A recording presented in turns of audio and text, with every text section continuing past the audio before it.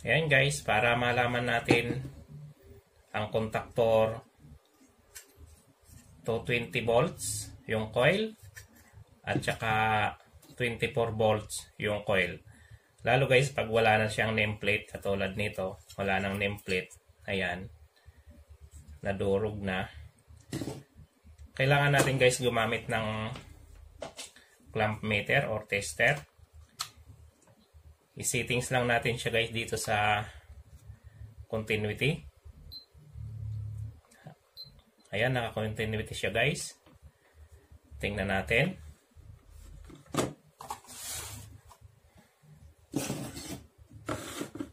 Mayroon ako dito guys, lumang contactor. 24 volts. At saka lumang contactor din 220 volts.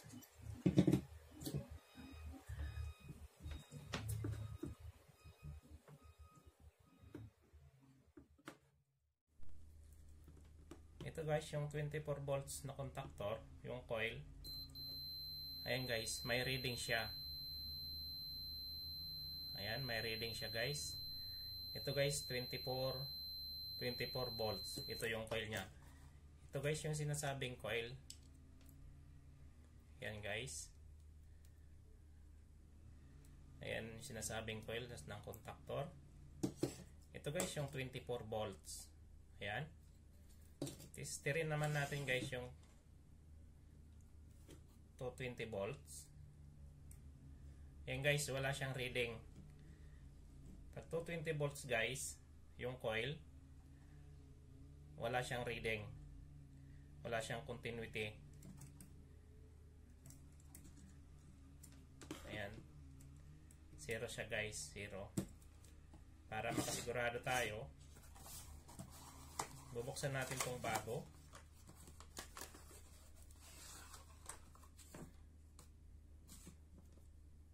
Ito guys.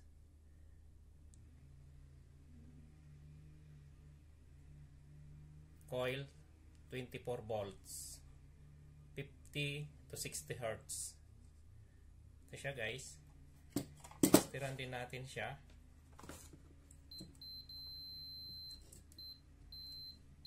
Ayan guys, may reading siya. Pag 24 volts guys, is may reading siya. Yung coil niya. Ito guys yung bago. Bago ito.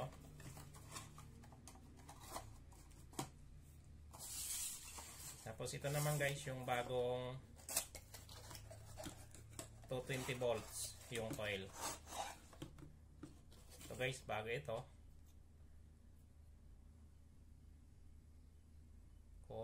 Coil. Ayan guys.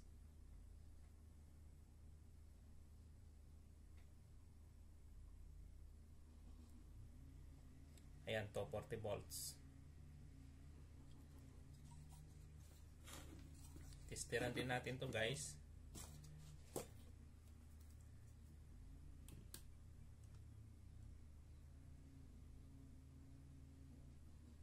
Ayan siya guys. Wala siyang reading.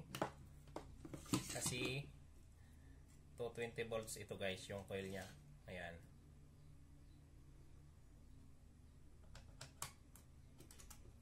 Wala siyang reading guys. Wala oh.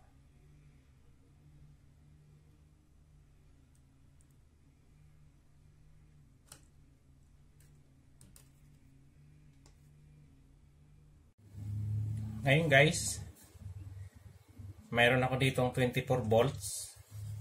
So supplyan natin ito guys, is yung 24 volts na coil ng contactor. So supplyan natin ito kung gagana siya.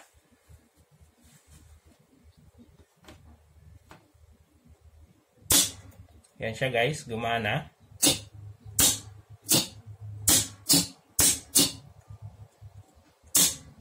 Ayan guys, yung 24. Coil niya 24.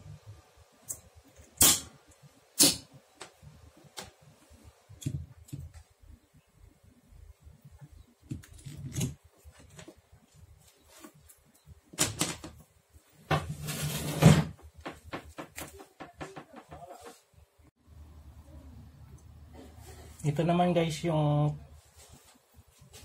220 volts. 220 volts guys na contactor. Sinuplayan ko din. Sinuplayan ko din ng 220. Pagaganahin natin.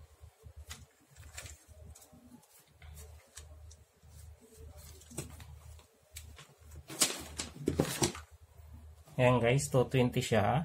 Yan.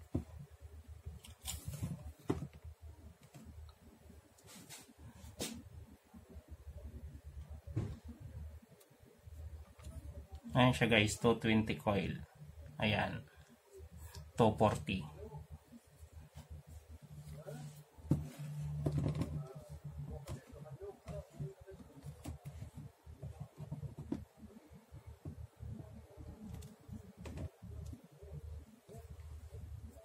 Ayan siya guys. Supplyan natin ng 220 volts. Ayan siya guys, gumana. Testera natin yung supply.